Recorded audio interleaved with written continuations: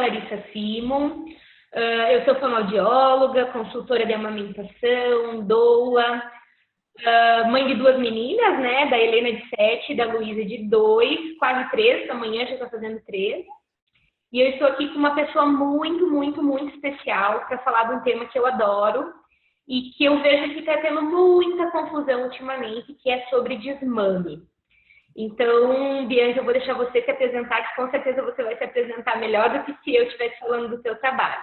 Mas eu já vou começar agradecendo muito pela sua participação, porque eu sou uma fã, né, admiradora do teu trabalho, das tuas falas, do que eu acompanho, assim. Por isso que eu convidei e fiquei muito feliz quando você aceitou o convite.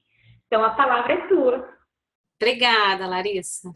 Bom, olá a todos, eu sou a Bianca Balaciano, sou psicóloga perinatal, sou consultora em amamentação, certificada pelo IBLCE, e para mim vai ser um prazer falar com vocês hoje sobre desmame. Realmente é um tema que dá pano para manga, muitas controvérsias, muitas tretas, como a gente costuma dizer, e é um assunto que eu adoro, então tem sido bastante gratificante trabalhar com essa temática também, e estou à disposição. Então a gente já vai começar assim, colocando o dedo na ferida, né? Existe alguma linha psicológica ou algum autor dentro da psicologia que fale de uma idade ideal para desmamar, que seja saudável do ponto de vista emocional para a mãe e para o bebê? Tá. Na verdade, a gente não tem essa referência, né? O que a gente tem são alguns autores que vão sugerir níveis de prontidão, níveis de autonomia e tudo para a criança, dentro da linha que eu trabalho, que na verdade, que é a linha do meu embasamento teórico, mas que nem sempre é do meu trabalho, porque acho que é uma grande dificuldade de entender isso também dentro da psicologia, que é um campo aí da saúde que tem uma série de desdobramentos, mas enfim, dentro do campo teórico da psicanálise, a gente tem alguns autores que realmente fizeram algum tipo de referência ao desmame, mas enfim, muito mais pontuando sinais de prontidão ou consequências de um desmame mal conduzido e tudo, do que qualquer tipo de marco cronológico, né? E lembrando, né, Larissa, que quando a gente fala também de autores numa determinada área, então diferente de outras áreas de pesquisa em saúde ou de ciência, a psicologia trabalha com o ser humano.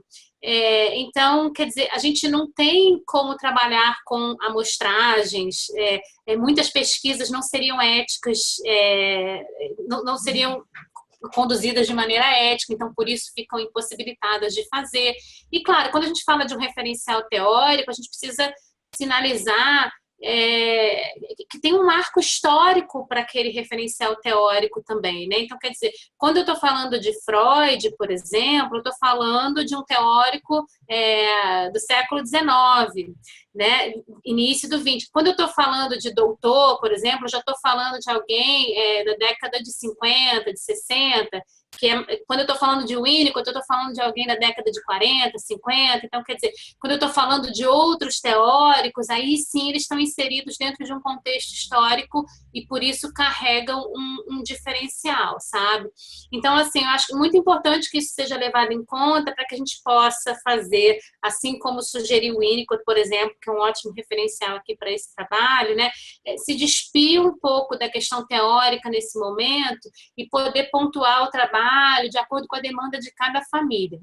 Então, eu acho que quando a gente fala de desmame e questões emocionais e questões psicológicas, vai ser realmente um trabalho de desconstrução de ideais, de metas, de objetivos e conseguir trabalhar com o que cada família nos traz. Então, quer dizer, mais do que colocar um referencial cronológico, um tempo específico, e eu entendo como isso é importante para a gente que trabalha com amamentação, quando a gente fala de marcos de desenvolvimento, né, 6 meses de aleitamento exclusivo, aumentar por 2 anos ou mais e tudo, então que acaba parecendo um marco cronológico, mas enfim, que eles sejam respeitados, mas em função de uma série de outras coisas que não só essa cronologia, né? A gente sabe muito bem que um bebê de 6 meses numa casa não é o mesmo bebê de 6 meses de outra, que uma criança de 2 anos numa casa não é a mesma de outra, e principalmente que a mãe o pai, a família ou as novas famílias, né, não são as mesmas e, portanto, a gente não consegue avaliar se uma relação de amamentação vai bem ou não, se ela é funcional ou não, é a palavra que eu prefiro trabalhar, em função da idade da criança, da idade do bebê, entende? E muito mais sobre uma série de outros aspectos, né, que vão dar os contornos ali emocionais para cada família, sabe? Olha, eu super concordo. Bem, quando eu fiz o convite, eu fiz por causa de uma fala que eu ouvi eu acho que foi do Congresso do Mami Bem, que você fez uma fala assim fantástica, que eu amei. Eu me lembro que tem uma frase que eu, inclusive, acho que já falei em alguma live, alguma coisa, citando você, que é: a relação disfuncional de amamentação pode ocorrer em qualquer fase da amamentação. Pare de dizer que é só no final, né? Uhum, com certeza. Então, aquilo assim foi introjetado em mim, porque eu entendo a amamentação e o desmame, bem como você falou, é uma relação, né? E essa relação tem que ser saudável para os dois, para a mãe e para o bebê. Eu também não gosto muito dessa linha que eu vejo algumas pessoas falarem, de defender com unhas e dentes o desmame natural, por exemplo, né? Que é guiado pelo bebê, que é o bebê quem decide. E aí eu vi uma fala, também não me lembro de quem foi agora, que também ficou muito marcado para mim, que é: mesmo quando é o bebê, digamos, um desmame natural, mesmo assim houve a decisão da mãe. A mãe resolveu passar essa decisão. Eu acho que em termos psíquicos, esse conceito do natural não se aplica, né? Porque o natural não existe, a verdade é essa, porque somos seres intermediados pela cultura. Então, quer dizer, qualquer intervenção a que a gente está submetida ainda antes de ser um embrião, por exemplo, né? Entra nesse contexto. Então, por isso não cabem as comparações, né? A gente vê muito ao se falar em desmame, né? As comparações, o mamífero desmama com X idade, ou quando nascem os dentes tais, ou quando caem, né, ou quando se alimenta de certa forma e tal. Esse comparativo não cabe quando a gente está falando da espécie humana, quando a gente está falando do ser humano, quando a gente está falando de todas as particularidades que envolvem um ser que vive dentro de uma cultura, né? Então, quer dizer, nesse sentido, é isso. Seria quase impossível dizer isso é bom para a amamentação, isso é ruim para a amamentação, ou isso é bom para o psiquismo, ou isso não é bom, porque eu preciso sempre contextualizar, né? Então, é claro, e como eu mesma disse, agora vou repetindo em função da sua fala, é isso. Disfuncionalidades a gente vê em diversas idades. O que seria disfuncionalidade? A disfuncionalidade acontece quando ela não respeita sinais de prontidão tanto de um lado quanto do outro, né? Agora, o que a gente tem visto se acentuar, Larissa, é que quanto mais as famílias vão aderindo ao aleitamento exclusivo, ao não uso de bicos artificiais e tudo, então, quer dizer, se empenhando, investindo muito mais na questão do aleitamento, muitas vezes as dificuldades do desmame vão estar mais explícitas, né? Então, quer dizer, a gente sabe que numa família que não usa bicos, por exemplo, a dificuldade do desmame vai ser maior. A gente sabe que numa família em que não há uma separação para volta ao trabalho, para ida para creche ou escolinha da criança, isso vai ficar mais difícil, esse momento vai se postergar. Tudo bem, isso não é um problema desde que não seja um problema. Eu digo, só é um problema se for um problema, né? Então, quer dizer, no momento em que uma das partes apresenta a prontidão para seguir em frente, para mudar de fase, para mudar de etapa, e que isso não acontece por algum determinado motivo, tá? Aí sim a gente tem uma questão que não evolui e que vai precisar de apoio, seja da psicóloga, seja da consultora de amamentação, ou da própria família, ou da entrada da figura do pai também. O momento do início do processo de desmame é muito apropriado para que essa criança se abra para o mundo, né, e que essa relação se amplie com as outras pessoas.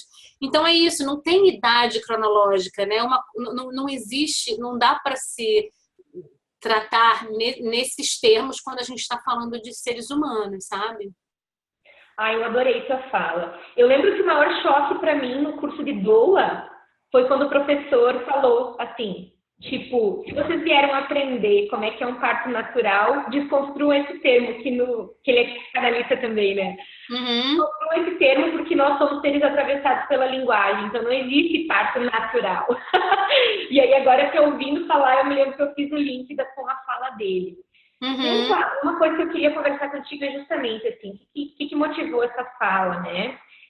Eu tive 2 episódios de rodas de conversa, assim, que inclusive foram televisionadas, em que profissionais da psicologia foram questionados, assim, né? Segundo a psicologia, não é nem a linha que você trabalha, porque, meu Deus, a psicologia é tão ampla, né? Como é que você vai fazer uma pergunta assim? Uhum. Dentro da psicologia, qual seria a idade ideal para desmamar? E, coincidentemente, as 2 profissionais falaram a mesma coisa, o que me causou estranheza e choque até, sabe? Uhum. Porque eu não sou psicóloga, mas claro, a gente lê, eu sou fonoaudióloga, a gente teve várias cadeiras de psicologia, eu sou apaixonada por esse tema, até quero começar uma formação em psicologia perinatal agora, que eu acho que super ajuda no nosso trabalho. Sim. Então a gente tem algumas leituras, né? E aquela opinião assim foi meio. Fiquei, no mínimo, achei estranho. Porque as 2 profissionais falaram 6 meses, elas deram esse marco, que 6 meses, no máximo dos máximos 1 ano, porque senão isso prejudicaria o desenvolvimento sexual do bebê.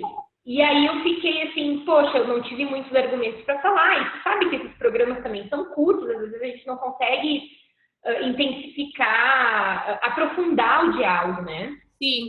Eu acho que quando a gente ouve isso, Larissa, o mais provável é que talvez essas pessoas tenham vindo da mesma faculdade ou ouvido os mesmos profissionais e vão reproduzindo um discurso sem que necessariamente se questionem a respeito disso, né? É muito frequente, eu faço supervisão profissional para muitas psicólogas, eu ouvi um discurso também, eu pensava exatamente assim, e quando eu tive filho eu vi que era diferente, ou quando eu tive um sobrinho eu vi que era diferente, ou quando eu fui me aprofundar eu vi que era diferente, porque a gente sabe que a nossa prática profissional fica muito contaminada pela vida pessoal, né?